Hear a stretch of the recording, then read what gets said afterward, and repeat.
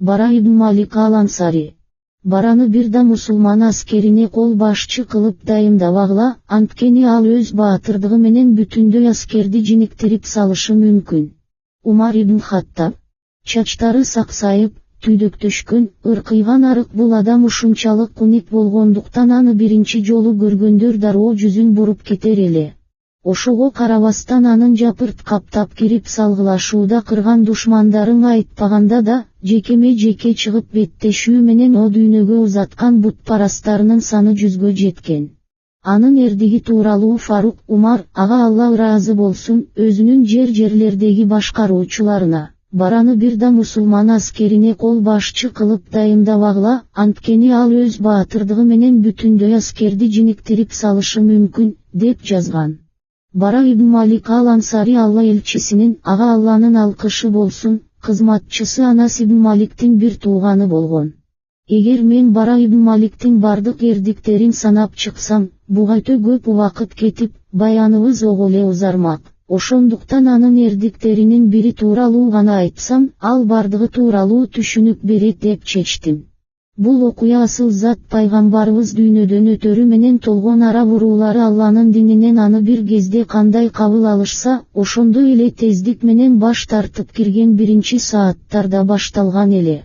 Мекке, Мединанын, Таифтин калкы, ошондой эле өлкө боюнча чачылган бир катар уруктар гана исламга берилген бойдон калышкан. Ашкан чынчыл Абу Бакыр, ага Алла ыраазы болсун, бул селдей каптаган көзү көр козголоомдун жолуна кебелгис чеп болуп турган. Мухажирлер менен ансарлардан 11 кол түзүлүп, халиф алардын ар бирине туу карматып, динден чыккандарды кайрадан акыйкат менен укуктун жолуна салып, каршылык көрсөткөндөрдү кылычтап түздөө үчүн Арабиянын туш тарабына аттандырат. Өзгөчө көшөрүп каршы чыккан жана саны боюнча да өтө көп дин саткындары жалган пайгамбар Мусайлима чыккан Бану Ханифа уруусунун адамдары болгон. Мусайлима өз туусунун алдына өз уруусунан жана башка союздаштардан 40 000 тажрыйбалуу жоокер жыйнаган эле. Бул адамдардын көпчүлүгү Мусайлиманын артынан ага ишенгенинен эмес, өздөрүнүн уруучулдук сокур сезими менен гана ээрчиген. Алардын айрымдары Мусайлиманын калпычы, ал эми Мухаммеддин туура экенине күбөлүк кылабыз. Ошентсе да түштүк арабдарынан чыккан калпычы тууганыбыз бизге түндүк арабдарынан чыккан чынчыл жана таза арабдан жакшыраак, деп айтышкан. Мусайлиманын аскерлери мусулмандардын ага каршы жөнөтүлгөн Икрима ибн Абу Жахил баштаган биринчи колун жеңилишке учуратып, чегинүүгө аргасыз кылган. Ашкан чынчыл халиф, ага Алла ыраазы болсун, Халид ибн Валид баштаган, ансарлар менен мухажирлердин эң мыктылары топтолгон экинчи колду аттандырган. Эки колдун тең алдында эң мыкты мусулман баатырлардын тобу менен ал Бара ибн Малик ал-Ансари салгылашкан. Эки армия Ямама жеринде Ажда беттешет. Бир аз убакыттан соң тараза ташы Мусайлима менен анын тарапкерлери жакка ооп, мусулман аскерлери алдастап калат. Душмандын кысымы менен мусулмандар чегине баштайт, Мусайлиманын тарапкерлери Халид ибн Валиддин чатырына чабуул коюшат. Алар чатырды жыгып, жерге сүйрөп салууга жетишет. Мусулмандардын бири коргоп калбаганда, андагы Халиддин аялын өлтүрүп кетишмек эле.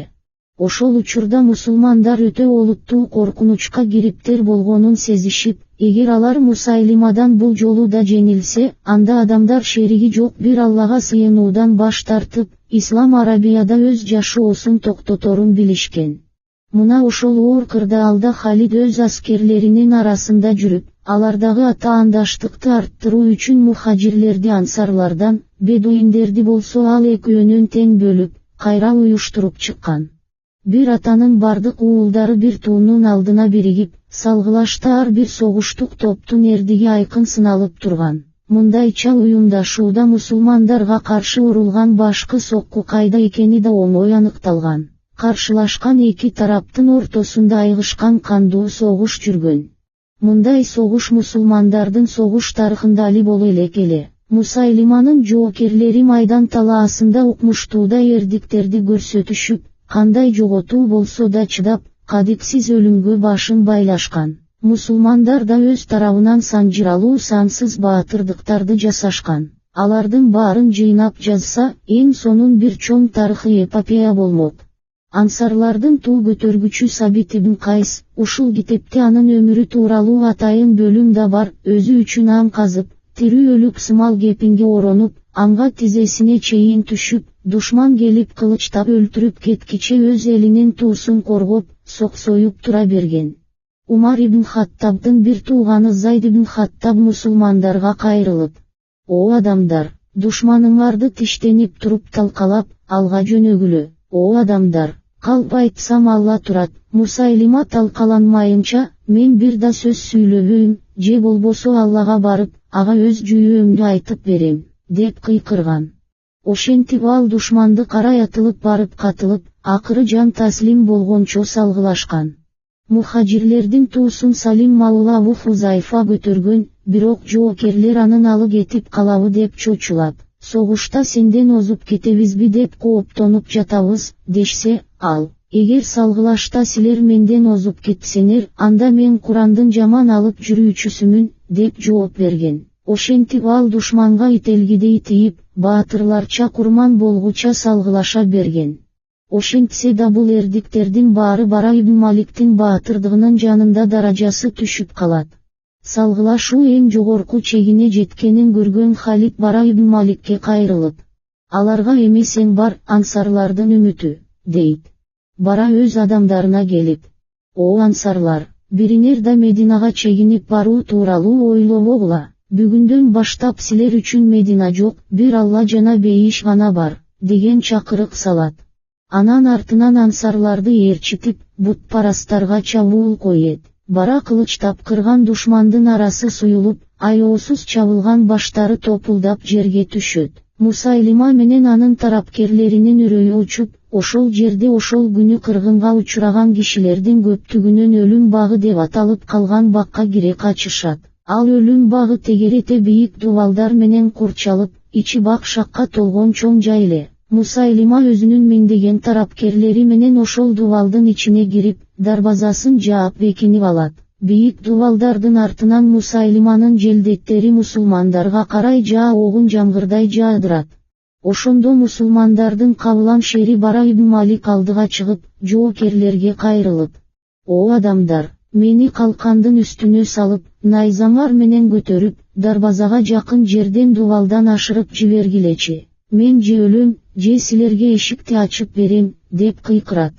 Көз ачып жумганча тыржыйган арык Бара ибн Малик калканга конуп, аны ондогон найзалар менен өйдө көтөрүшүп, өлүм багынын ичине, Мусайлиманын аскерлери кайнаган жерге дубалдан ашыра ыргытып жиберишет. Бара душманга асмандан түшкөн чагылгандай тиип, дарбаза алдында түрү укмуштуудай карчылдашып кирет. Бара ондогон душмандарды өлтүрүп, өзүнүн да 80ден ашуун жерине кылыч менен найза тиип, жарадар болгонуна карабай, дарбазаны ачып жиберүүгө жарайт. Өлүм багына дубалдардан да ашып түшүп, дарбазадан да чууруп кирген мусулмандардын душмандарын аеосуз кырышат. Бул салгылашта дээрлик 20 000ге жакын бутпарас, анын ичинде Мусайлима да өлтүрүлөт. Оор жарадар Бара ибн Маликти дарылоо үчүн өз турагына алып барышат. Халид ибн Валид дарыланып жаткан Бараны күзөтүп, бир ай бою лагерде калган. Акыры Алла Бара аркылуу мусулмандарга жеңиш тартуулагандай эле, ага да сансыз жарааттан айыгуу жакшылыгын белек кылат. Бара ибн Малик ал ансари өлүм багынан кийин да Алла үчүн жан кыйып, шейит болууну көксөгөн. Өзүнүн көксөгөн максатына жетип, асыл зат пайгамбар менен, ага Алланын алкышы болсун, жолугушуу үчүн ал Бара салгылашуу сайын салгылашууга катыша берген. Акыры Персиядагы тустар үчүн салгылашуу күнү келип жетти. Мусулмандар ири чептердин бирине бекинген перстерди курчоого алышкан эле. Курчоо күндөн күнгө бекемделип, убакыт өткөн сайын перстердин абалы оорлой берген. Алар чеп дубалдарынын үстүнөн учунда отко кызытылган болот илмектери бар чынжырларды ыргытышкан. Илмектер мусулмандардын денесине тызылдап жабышып, аларды өйдө көтөрүшкөндө же өлүп, же жарым өлүк болуп чыккан.